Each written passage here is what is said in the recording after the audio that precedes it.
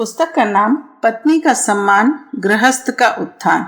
लेखक वेदमूर्ति पंडित श्री राम शर्मा आचार्य। ऑडियो 6। शीर्षक है सहधर्मिणी के प्रति कर्तव्यनिष्ठ रहिए। प्रकृति ने स्त्री और पुरुष में शरीर संरचना को छोड़कर और कोई भेद नहीं रखा है। उसका कारण कुछ प्राकृतिक आवश्यकताएं भर हैं, अन्यथा जीवन, श्वास, हृदय, मस्तिष्क, बुद्धि, आंखें और मांस दोनों में एक जैसे ही हैं। उन प्राकृतिक आवश्यकताओं को पूरा करने के लिए साथ रहना भी जरूरी है और यहीं से वे पति पत्नी का संबंध स्थापित करते हैं, जो क्रमशः मन, मस्तिष्क, हृदय, अंतःकरण तथा प्राणों की एकता तक सघन हो जाता है। प्रेम और आत्मीयता का पाठ मनुष्य परिवार से ही आरंभ करता है, यहाँ तक कि परिवार के बिना उसका जीना दूभर हो जाता है। परिवार निर्माण और उसकी अन्य आवश्यकताओं को पूरा करने के लिए एक दूसरे का कार्य तथा दायित्व विभाजन एवं उन्हें पूरा करने की परंपरा चली, जो उचित भी है। एक व्यक्ति निर्वाह के साधन जुटाता है तो दूसरा उसे उपयोग लाकर लायक बनाए। एक बाहर का क्षेत्र संभालता है तो दूसरा अंदरूनी व्यवस्थाएं देखे। यहाँ तक बात समझ में आती है और ठीक भी लगती है, परंतु इसी कारण हम अपने को बड़ा समझने लगे और दूसरे का शोषण करने लगे, यह जरा भी उचित नहीं जचता। दोनों अपने अपने कार्यों को ही लक्ष्मण रेखा समझ लें और किन्हीं भी परिस्थितियों में एक दूसरे का काम न संभालें, यह विकृति नहीं तो और क्या है।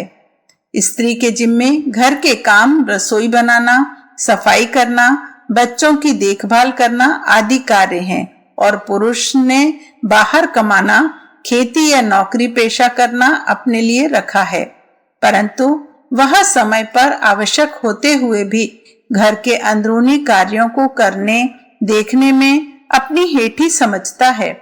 महिलाएं तो बेचारी आए वक्त पर पुरुष के क्षेत्र में भी काम कर लेती हैं, पर बीमारी और रुग्णावस्था में भी पति पत्नी से ही यह अपेक्षा करता है कि वह उसे खाना बनाकर खिलाए और बच्चों को संभाले। जिस आधार पर सहचरत्व धर्म का पालन करने के लिए दाम्पत्य जीवन आरंभ किया गया, यह तो उसकी उपेक्षा ही हुई। विवाह के समय वर और वधू दोनों प्रतिज्ञा करते हैं कि हम परस्पर एक दूसरे के प्रति कर्तव्यनिष्ठ रहेंगे, एक दूसरे का सहयोग करेंगे और दोनों प्रगति के पथ पर एक साथ अग्रसर होंगे। पर आगे चलकर प्रतिज्ञा अधूरी ही रह जाती है तथा पुरुष जहां पत्नी के काम करने में अपना छोटापन समझता है, वहीं पत्नी को पुरुष के क्षेत्र में पदार्पण करने से भी रोकता है। अपने अपने कार्यों को ही अपनी अंतिम सीमा रेखा मान लेना किसी भी दृष्टि से वांछनीय नहीं कहा जा सकता। सच्चाई तो यह है कि पति और पत्नी दो इकाई मिलकर एक सम्मिलित व्यक्तित्व का निर्माण करते हैं। दोनों एक दूसरे के पूरक बनकर ही जीवन पथ पर सफलतापूर्वक आगे बढ़ सकते हैं। सहयोग की दृष्टि से कामों का विभाजन बात और भी है कि परंतु ऐसी कोई कठोर मर्यादा नहीं बनाई जा सकती कि अमुक कार्य केवल पति ही करे और अमुक कार्य केवल पत्नी ही पर ही निर्भर रहा जाए। औचित्य का तकाजा यह है कि दोनों आवश्यकता पड़ने पर वफादार और कर्तव्यनिष्ठ साथी की तरह एक दूसरे के कामों में मदद करें, चाहे वे कार्य घर के हों चाहे बाहर के। पत्नी, स्त्री प्रायः अपने कर्तव्य से पीछे नहीं हटती, पर पति अपने आप को घर का मुखिया समझने के कारण दूसरे कार्यों में हाथ लगाना अपनी अवमानना समझता है। जैसे पत्नी को परिवार के सभी सदस्यों के लिए भोजन तैयार करना पड़ता है, लेकिन कभी वह बीमार हो जाए तो पति खुद भोजन बनाने की अपेक्षा पत्नी से ही यह आशा करता है कि वह बीमारी की हालत में भी खाना बनाकर दे, या वे होटल में खाने अथवा बच्चे घर में हों तो उनके हाथ से खाना बनवाने की ही बात सोचेगा। पत्नी के होते हुए उसे चूल्हा फूंकने में शर्म आती है। सहज भाव से पत्नी ने किसी कारणवश पति को भोजन बनाने के लिए कह भी दिया तो पति महोदय इस प्रकार तो न उठेंगे जैसे सरे बाजार उन पर किसी ने जूता फेंक दिया हो। पत्नी को अपना साथी सहचर मानने वाले, उसे सहधर्मिणी समझने वाले ऐसे अवसरों पर कभी भी संकोच नहीं करते। प्राचीन काल में तो यह व्यवस्था भी थी कि लड़कियों की भांति लड़के भी पाक विद्या और गृह कला सीखते थे। गुरुकुल के आचार्य अपनी पत्नी के साथ ही सभी बच्चों की देखभाल करते और भोजन बनाने से लेकर आश्रम की सफाई करने तक किसी भी काम में संकोच न करते थे। राजा नल पाक विद्या में पारंगत थे और इसी गुण के कारण ऋतुपर्ण के सारथी के रूप में उन्हें दमयंती ने पहचाना था। जनक को पाक कला का विशेषज्ञ समझा जाता था, यद्यपि वे सम्राट थे। गदाधारी भीम अज्ञातवास के समय राजा विराट के यहाँ रसोइये के रूप में नियुक्त हुए थे। प्राचीन काल की ही बात क्यों करें, इसी युग में महात्मा गांधी का उदाहरण ताजा है। वे कस्तूरबा के साथ रसोई में काम करने और आश्रम वासियों को खाना परोसने के बेहद शौकीन थे। स्वामी विवेकानंद अपने हाथों से स्वादिष्ट खाना बनाते थे। जवाहरलाल नेहरू, लाल बहादुर शास्त्री आदि प्रख्यात नेता अपनी पत्नी के हर कार्य में सहयोग देने के लिए सदैव तत्पर रहते थे। कमला नेहरू जब अपने आखिरी दिनों में बीमार रहने लगी तो नेहरू जी ने कई बार घर के अंदरूनी काम किए। हमारे यहाँ कोई भी महापुरुष ऐसा नहीं रहा है जिसने घर के कामों को, जिनके लिए केवल पत्नी पर ही निर्भर रहा जाता है, करने में संकोच अनुभव किया हो। भोजन बनाने की तरह ही पति और बच्चों के कपड़े धोने, घर की सफाई करने, देखभाल और साज संभाल रखने के कार्य भी पत्नी के समझे जाते हैं। इसके अतिरिक्त परिवार का कोई भी सदस्य जब बीमार पड़ता है तो उसकी सेवा शुश्रूषा के लिए भी पत्नी को ही नियुक्त किया जाता है। लेकिन जरूरत पड़ने पर पति उसके गीले कपड़े निचोड़ने या उसके वस्त्र उठाकर रखने में भी नाक भौं सिकोड़ते हैं। सेवा का क्या यही मूल्य चुकाया जाना चाहिए? कहाँ तो हम उसे गृह लक्ष्मी, अर्धांगिनी और सहधर्मिणी घोषित करते करते नहीं अगाते, पर कहाँ उसका छोटा सा काम करने में भी घबराते हैं। कई परिवारों में स्त्रियां दिन रात काम में लगी रहती हैं, उन्हें जरा भी अवकाश नहीं मिलता। दूसरी ओर पुरुष बहुत सा समय व्यर्थ आलस्य में पड़े रहने, मौज मजे करने और ताश शतरंज खेलने में ही गुजार देते हैं। जबकि जरूरी यह है कि यदि अपने पास समय हो तो उसे पत्नी के सहयोग में लगाया जाए, ताकि उसका कार्य जल्दी पूरा हो और थकान तनाव से जितना संभव हो सके उसे बचाया जा सके। कामकाज में सहयोग करना तो दूर, अनेकों लोग अपनी पत्नी के प्रति सहानुभूति भी नहीं रखते, उल्टे अपने अस्त व्यस्त कार्यक्रमों से उसे परेशानी में डालते रहते हैं। रात को देर तक साथियों से गपशप मारना, सिनेमा, मनोरंजन गृहों से देर से घर लौटना, उधर बेचारी पत्नी भोजन बनाकर थकी मांदी भूखी बैठी उनकी बाट जोहती रहती है। भारतवर्ष में पत्नी को इतना क्षुद्र बना दिया गया है कि पतिव्रत के नाम पर कि वह बेचारी पति के खाना खाने से पहले कुछ खा पी भी नहीं सकती, भले ही पति होटलों में चाटते फिरते हैं। दाम्पत्य जीवन को सुखी बनाने के लिए इन बातों के अतिरिक्त और भी ऐसी कई सावधानियां रखने की आवश्यकता है, जिनका एक मोटा आधार यही हो सकता है कि हम पत्नी के प्रति सच्चे भावनिष्ठ रहें, उसमें और अपने में कोई छोटे बड़े का भेदभाव न रखें। प्रेम और हार्दिक एकता में ना कोई छोटा है और ना बड़ा, अतः उन्हें बराबर का साथी मानकर ही व्यवहार करें। अगला शीर्षक है, पत्नी को दासी नहीं साथी मानिए। जिन आधारों पर परिवार की सुख शांति निर्भर करती है, उनमें मुख्य है पति पत्नी का सघन सहयोग। सौभाग्य से हमारे परिवार पश्चिमी देशों की अपेक्षा अधिक स्थिर और सुदृढ़ हैं, जहां माना जाता है कि बाप के घर से बेटी की डोली निकलती है तो पति के घर से ही उसकी अर्थी निकलेगी। एक पत्नी व्रत और एक पतिव्रत भारतीय संस्कृति का आदर्श है, परंपरा है। इसी आधार पर पति पत्नी के संबंध स्निग्ध, मधुर और प्रेमपूर्ण रहते हैं, जबकि पश्चिमी देशों में सोते हुए खर्राटे भरना भी तलाक का कारण बन जाता है। संभवतः ही का वहां कोई ऐसा दंपति हो जो कल के लिए एक दूसरे से आश्वस्त हो, जबकि भारतीय परिवारों में पति पत्नी जीवन मरण के साथी हैं। इतना होने पर भी परिवार को पूर्णतया आदर्श नहीं कहा जा सकता। इसका कारण है पति पत्नी के बीच रहने वाली ऊंच नीच की खाई और बड़े छोटे का भेद, सेव्य सेवक का संबंध तथा स्वामी दास का अंतर।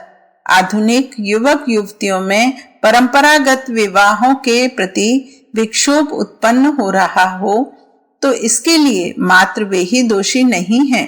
दोषी उनके अभिभावक और विशेष रूप से माता पिता हैं, जो गृहिणियों से दूसरी श्रेणी का व्यवहार करते हैं। लड़कियों को आरंभ से ही शिक्षा दी जाती है कि उन्हें परिवार के अन्य लोगों की सेवा करनी है। उनका काम केवल पति व परिवार के अन्य सदस्यों की सुख चिंता भर करना है, अपने संबंध में कुछ सोचना नहीं है। जब उनके सामने ही लड़कों को, भाइयों को उनकी अपेक्षा अच्छी सुविधाएं दी जाती हैं तो उनके मन में एक हीनता की भावना जन्म लेती है और लड़कों के मन में मिथ्या अहंकार उत्पन्न हो जाता है। हीनता की यह भावना लड़कियों में कई कुंठाओं को जन्म देती है, जो लड़कों में अधिकार और अहंकार पूर्ण बड़प्पन के भाव को, इसकी अपेक्षा दोनों को ही त्याग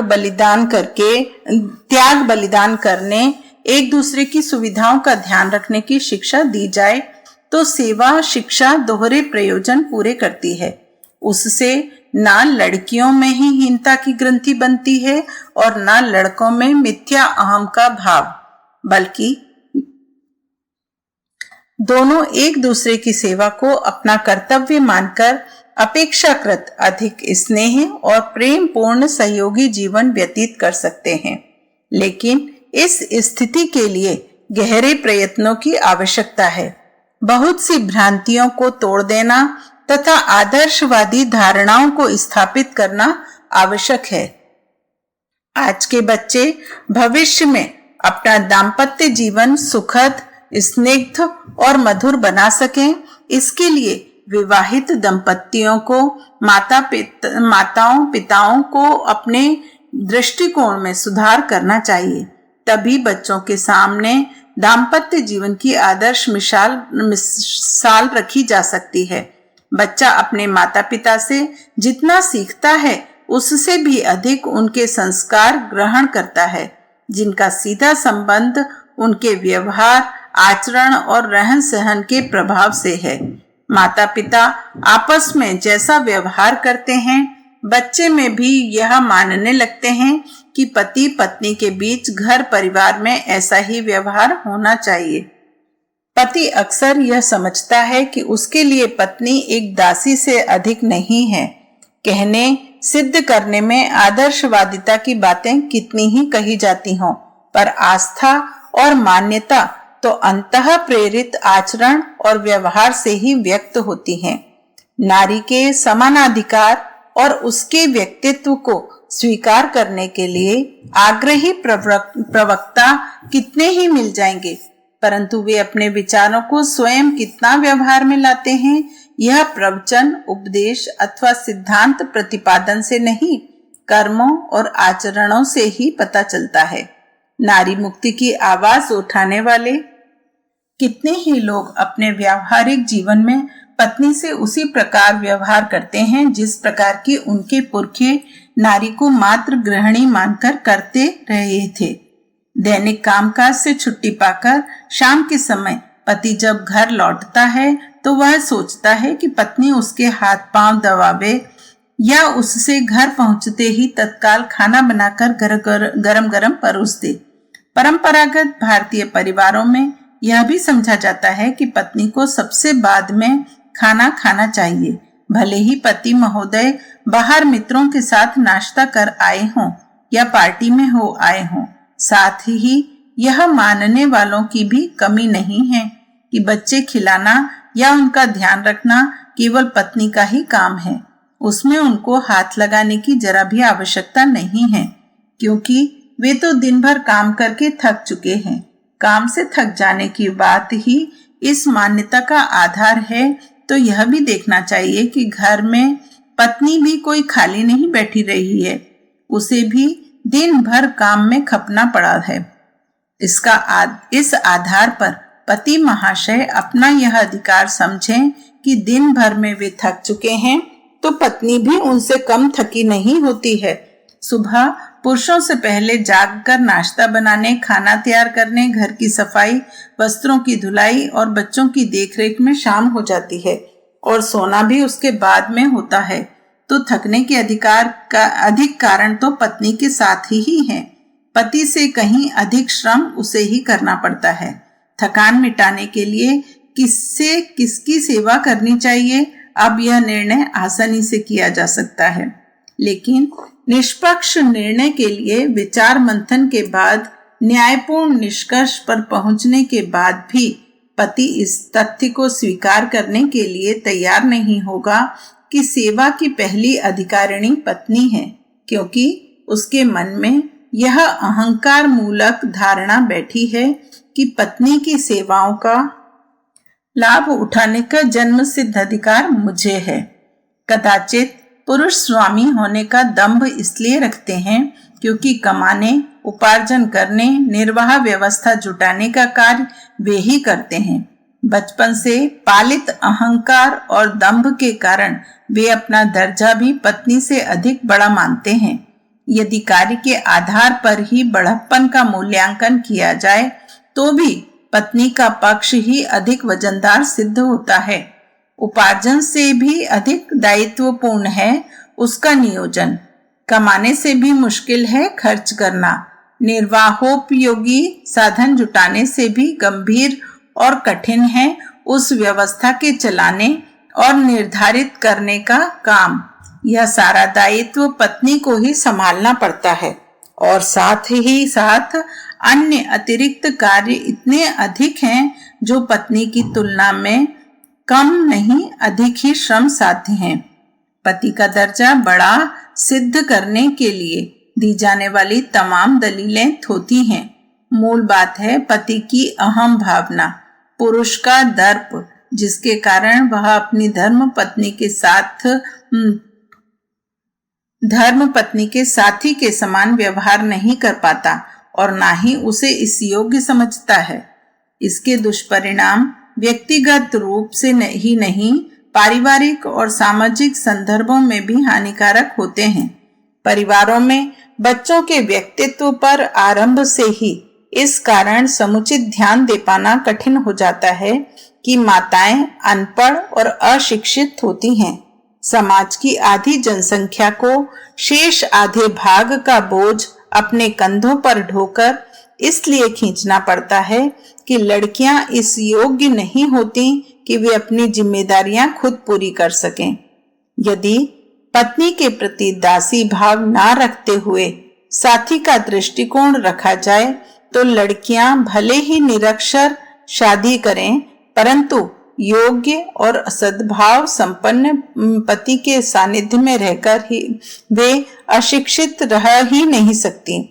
साथी की भावना, मैत्री का आदर्श अपने सहयोगी मित्र को किसी भाव अयोग्य और पिछड़ा देखना सहन नहीं कर सकते। लेकिन यह भावना कितने पुरुषों में विकसित होती है। दाम्पत्य जीवन को कलात्मक ढंग से जीने की आकांक्षा कितने हृदयों में होती है। अधिकांश तो जैसे तैसे गृहस्थी को धक्का देते रहने में ही विश्वास करते हैं। इस भावना को तिलांजलि दे ही देना चाहिए। अगला शीर्षक है जीवन संगिनी से मानवीय व्यवहार करें। बचपन से युवावस्था में प्रवेश करते समय कन्याएं खिले हुए फूल के समान होती हैं। उनका मुखमंडल जितना प्रफुल्लित होता है, शरीर भी उतना ही पुष्ट रहता है। यौवन को प्राप्त लड़कियों की शादी हो जाती है उस समय उनकी सुंदरता और प्रफुल्लित मुखमंडल का पर एक आभा चमकती है, लेकिन विवाह के 4-5 वर्ष जैसे बीतते हैं, देखने पर उन्हें पहचाना भी नहीं जा सकता। माँ बाप सोचते हैं हमारी लड़की को क्या हो गया, फूल सी कोमल और सुंदर बच्ची इतनी कुमला क्यों गई। पीला उदास सा चेहरा, गड्ढे में धसी आंखें, झुकी हुई कमर, बैठने और उठने में ऐसे जैसे शरीर का बड़ा जोर पड़ रहा हो। क्या हो जाता है इन लड़कियों को जिनका विवाह हुए अभी 4-5 वर्ष ही हुए हों, और विवाह के समय जो 16-17 वर्ष की थी अब 21-22 की हो गई होगी, लेकिन लगता है जैसे उनकी जवानी ढली जा रही है और वह प्रौढ़ हो चुकी हैं। विवाह के समय माँ बाप अपनी लड़कियों को विदा करते समय सोचते हैं कि वह ससुराल में जाकर सुखी रहेगी, वहां उसे किसी प्रकार की कमी नहीं होगी और वह स्वस्थ, पुष्ट और शक्तिशाली बनेगी। पर ससुराल में बेचारी कन्याओं पर ना जाने क्या मार पड़ती है कि 2-3 वर्ष बाद ही वे मुरझाई हुई पीले चेहरे की रोगिणी बन जाती हैं। बहुत सी लड़कियां तो युवावस्था में ही असमय अकाल मृत्यु का ग्रास बन जाती हैं। बेशक उनकी मृत्यु का कारण भिन्न भिन्न रोग होते हैं, पर रोग तो तभी आक्रमण करने में सफल होते हैं जबकि शरीर कमजोर हो जाता है। क्यों हो जाती हैं लड़कियां कमजोर? विचार करने पर पता चलता है कि विवाह के कुछ वर्षों बाद ही प्रौढ़ स्त्री जैसी लगने वाली लड़कियों की कमजोरी, रुग्णावस्था और मृत्यु पाश में बंधे होने की जिम्मेदारी उनके पतियों पर है। लड़की विवाह के 5-6 वर्ष बाद तक 3-4 संतानें उत्पन्न कर चुकी होती है। ना भी हुई हो संतान तो उसे पति के कामुक अत्याचारों का उत्पीड़न सहना पड़ता है। जिन स्त्रियों को अपने पति के ऐसे अत्याचार सहने पड़ते हैं, उनमें से कई की हड्डियों में जीर्ण या पुराना रोग बैठ जाता है और वे क्षय की शिकार हो जाती हैं। कई को गर्भाशय संबंधी रोग आ घेरते हैं, बहुतों को घृणित यौन रोग लग जाते हैं और अनेकों स्त्रियों का स्नायु मंडल दुर्बल हो जाता है तथा वे तरह तरह की मानसिक बीमारियों से आक्रांत हो जाती हैं। अधिकांश भारतीय नागरिक ऐसे हैं जिनकी 5 से अधिक संतानें हैं। यूं इन दंपतियों के यहाँ 8-10 संतानें जन्म लेती हैं, परंतु कमजोर और दुर्बल शरीर के कारण ये असमय मर जाती हैं। इतनी संतानों में से 4-5 संतानों का जन्म स्त्री की 30-35 वर्ष की आयु में ही हो जाता है। प्रसव के समय बहने वाले खून रक्त को दूध में बदलने की प्रक्रिया तज्जनित शारीरिक कष्ट स्त्रियों को इस उम्र में ही खोखला बना देता है और उनके स्वास्थ्य को चौपट कर डालते हैं। यद्यपि उनकी कमजोरी के कारण होने वाले रोगों के आक्रमण से बचाव के लिए इलाज तो किया जाता है, परंतु इलाज में किया गया वह खर्च बेकार रुपया फेंकने जैसा सिद्ध होता है, क्योंकि जिस कारण वह कमजोरी आई है और जिस वजह से ये तमाम रोग उत्पन्न होते हैं, उनके मूल कारण की ओर तो हमारा ध्यान ही नहीं जाता। वह मूल कारण है बहु प्रजनन का। कहने को लोग अपनी पत्नी के प्रति प्रिया, परम प्रेमास्पद, जीवन संगनी, अभिन्न अभिचरी और हृदय साम्राज्ञी जैसे न जाने किन किन विशेषणों का प्रयोग करते हैं, पर जब देखते हैं कि वे अबलाएं अपने स्वास्थ्य में बारूदी डायनामाइट लगवाने पर विवश हैं, संतान पर संतान जन्म देने के लिए बाध्य हैं और पति के हाथों खेली जाने वाली एक गुड़िया वासना की पूर्ति का खिलौना मात्र बनने के लिए मजबूर हैं, तो बड़ा आक्रोश आता है। पुरुष की चालाकी भरे वाक चातुर्य पर कि वह उन्हें इन विशेषणों का विष दे रहे हैं। यदि एक बार हम उसे प्रिया की दृष्टि से नहीं सही, मानवता की दृष्टि से ही देखें और उसकी स्थिति पर उदारता पूर्वक विचार करें, तो अपने कुकृत्य के प्रति हमें ही अपने आप पर ग्लानि होने लगेगी। साथ ही यह भी सोचें कि उसके जर्जर हो चुके स्वास्थ्य पर, उस रोगिणी नारी पर हम दिन प्रतिदिन क्या क्या अत्याचार करते जा रहे हैं, तो भी हमारा विवेक शायद कुछ सोचने समझने के लिए करवट बदले।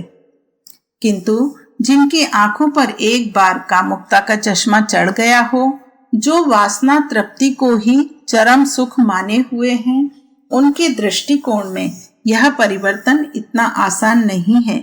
कामुक व्यक्ति को अंधा कहा गया है, उसे विवेक नहीं सूझता, उचित अनुचित का निर्णय करना उसे नहीं आता, क्या वांछनीय है और क्या अवांछनीय इसका निश्चय जो नहीं कर पाता, वह अपनी भ्रांत मनः स्थिति को बिना झकझोरे नहीं बदल सकता। ऐसे व्यक्तियों को नारी ना तो प्रिया लगती है और ना जीवन संगनी, उसे पत्नी केवल एक भोग सामग्री ही लगती है। यहाँ तक कि वह उसे रुग्णावस्था में भी नहीं बख्शता। इस अतिशयता के कारण पति ही अपनी पत्नी को अशक्तता, कमजोरी और रोगी की ओर धकेलता है।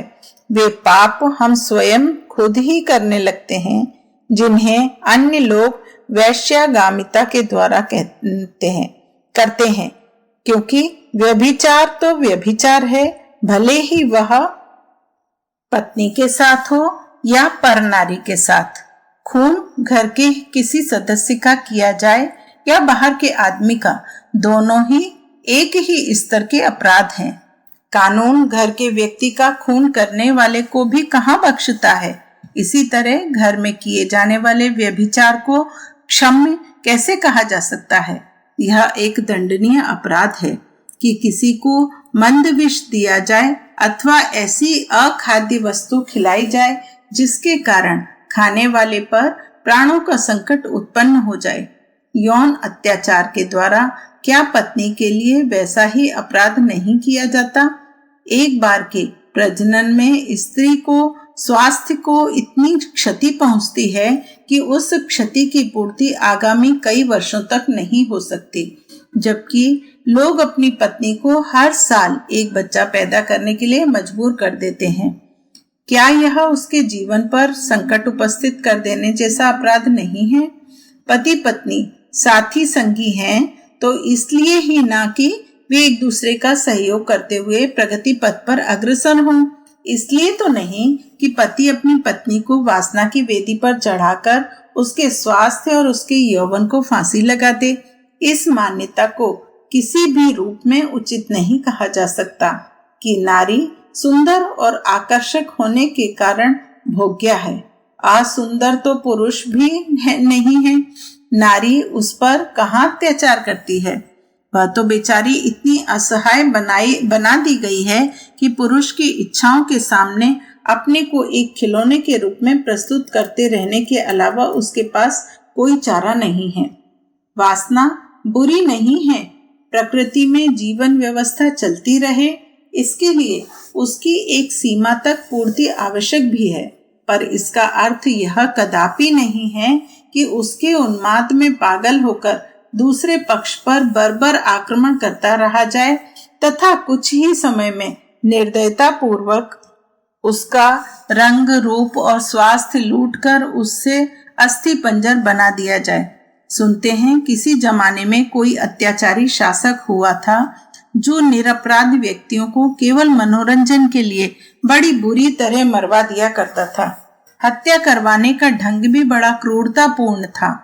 वह आदमी की एक एक बोटी नुचवाकर उसे तड़पता देखता था। पता नहीं ऐसा कोई राजा हुआ या नहीं, पर आज हम हर उस पति को इस तरह की निर्मम और क्रूर कृत्य करते देख सकते हैं जो अपनी फूल सी सुकुमार पत्नी को कुछ ही वर्षों में हड्डियों का ढांचा भर बनाकर छोड़ देता है। इतना ही गनीमत नहीं है, लोग पत्नी का स्वास्थ्य चौपट करने के साथ साथ उस पर सात आठ संतानों का दायित्व भी डाल देते हैं और उसकी जीवन भर के लिए हंसी खुशी छीन लेते हैं। यह सारे अत्याचार इस आधार पर किए जाते हैं कि हम उसकी आवश्यकताओं को पूरा करते हैं, उसकी सुख सुविधाओं का ध्यान रखते हैं। थोड़े से अन्न और थोड़े से वस्त्र के लिए नारी पर इस तरह के जघन अत्याचार किए जाएं तो यही करना पड़ेगा कि पुरुष अभी वास्तविक सभ्यता से बहुत पीछे बर्बर युग में रह रहा है। ज्ञान विज्ञान के क्षेत्र में भी थोड़ी बहुत प्रगति उसने भले ही कर ली हो, पर मानवता की दृष्टि से वह अभी काफी पिछड़ा हुआ है। आंकड़े बताते हैं कि पुरुषों को अपेक्षा स्त्रियां अधिक बीमार पड़ती हैं। कैंसर जैसे शारीरिक और यौन रोगों के साथ उन्माद, हिस्टीरिया, स्मृति भ्रम जैसे मानसिक रोग भी स्त्रियों में ही ज्यादातर फैले हुए हैं। इसका कारण बहुप्रजनन और कामुक अत्याचार है। वैज्ञानिक भी अब इस बात को स्वीकार करने लगे हैं कि 2 संतानों के जन्म में कम से कम 6 वर्ष का अंतर रहना चाहिए तथा इस बीच उसे स्वास्थ्यप्रद पौष्टिक आहार और चिंता मुक्त वातावरण मिलना चाहिए। यदि बच्चे जल्दी होते हैं या प्रसव के समय अच्छा पौष्टिक आहार नहीं मिलता है तो उसका स्वास्थ्य पर बहुत बुरा प्रभाव पड़ता है। रक्त में बड़ी कमी आ जाती है और बच्चे को दूध पिलाने से शरीर पनप नहीं पाता। बच्चे का पोषण माँ के दूध से ही तो होता है। उसके विकासमान शरीर के लिए वयस्क व्यक्ति से अधिक पौष्टिक तत्व चाहिए और उन पौष्टिक तत्वों को बच्चा केवल माँ के दूध से ही प्राप्त करता है। इस प्रकार माँ जो कुछ थोड़ी बहुत पौष्टिक चीजें खाती है वह दूध के रूप में बच्चा पी लेता है। इसलिए माँ को अधिक पौष्टिक पदार्थ मिलना चाहिए। तथ्य यह है कि पौष्टिक पदार्थ एक तो आसानी से मिलते नहीं। दूध, घी, मेवा और चिकनाई बाजार में काफी महंगे दामों पर प्राप्त होते हैं और साधारण परिवार उन्हें खरीद नहीं पाता। फलस्वरूप प्रजनन के कारण जो दुर्बलता आती है वह जीवन भर बनी रहती है। बची खुची शक्ति बच्चा दूध के रूप में पी लेता है। फिर भी बार बार प्रजनन, निश्चित ही यह स्थिति स्त्रियों के लिए प्राणघातक संकट उत्पन्न कर देती है। हमारे देश में यदि स्वस्थ स्त्रियों को खोजा जाए तो उनका प्रतिशत 1 भी नहीं होगा, कोई बेहद दुबली पतली अस्थिपंजर मात्र है और कोई बात विकार के कारण बहुत ही ज्यादा मोटी और स्थूल।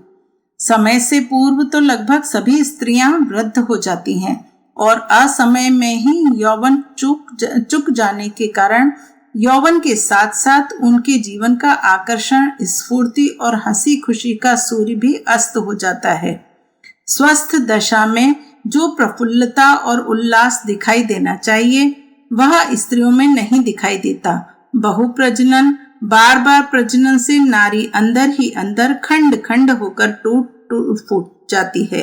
यदि कृत्रिम साधनों द्वारा संतान को जन्म लेने से रोक भी दिया जाए तो मूल कारण फिर भी विद्यमान है, वासना का वह खुला खेल। यह नहीं सोचना चाहिए कि प्रजनन रोक देने से ही क्षति बंद हो जाती है। इस उपभोग में भी स्त्री शरीर की शक्ति का कम अपव्यय नहीं होता। जीवनी शक्ति फुलझड़ी की तरह जलकर केवल कोयला ही रह जाती है। नुकसान पुरुष का भी कम नहीं होता। इसलिए आवश्यक है हम अपनी जीवन संगिनी के प्रति मानवीय दृष्टिकोण से विचार करें और उसके प्रति किए जाने वाले नृशंस अत्याचार को बंद करें।